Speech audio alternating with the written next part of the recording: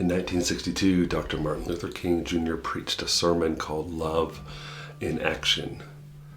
There are probably no words in all the New Testament that express more clearly and solemnly the magnanimity of Jesus' spirit than the sublime utterance from the cross, "Father, forgive them, for they do not know what they do." Here we see love at its best. It is impossible to understand the great meaning of Jesus' prayer without noticing the word which opens the text. It is the word "then."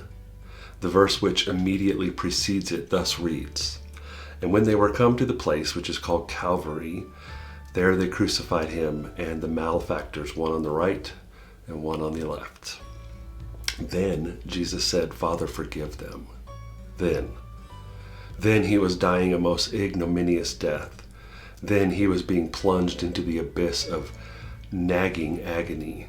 Then, when men had stopped to his worst, then, when the wicked hands of the creature had dared to crucify the only begotten Son of the Creator, then, said Jesus, "Father, forgive them." Behind that "then" could have been another reaction. Then he could have said, "Father, get even with them." Then he could have said, "Father, let loose the mighty thunderbolts of righteous wrath and destroy them in their tracks." Then he could have said, "Father, open the floodgates of justice and let the staggering avalanche of retribution pour upon them." But this was not his response. Though subjected to inexpressible agony, though suffering excruciating pain, though despised and rejected, nevertheless he cries, "Father, forgive them." Let us notice two basic lessons from this text.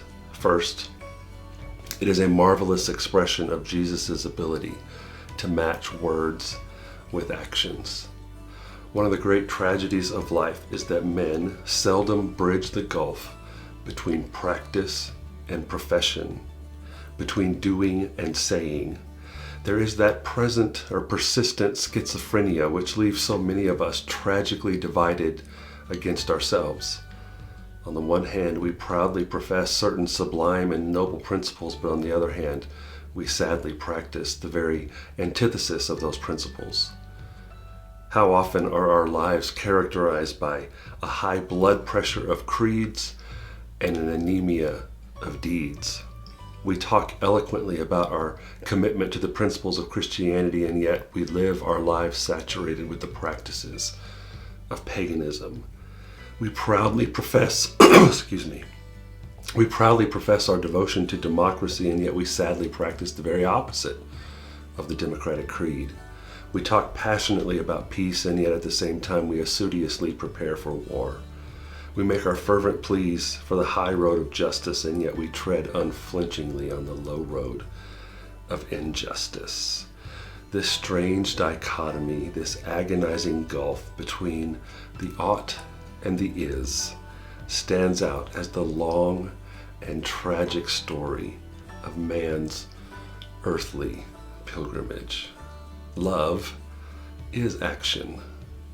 This sermon, Love in Action, is a call to do more than speak, a call to do more than believe. It's a call to practice love. Jesus said, "I'm giving you a brand new commandment. Love each other just as I have loved you." You must love each other, and this love will be a testimony to the whole world that you are my disciples. Love in action.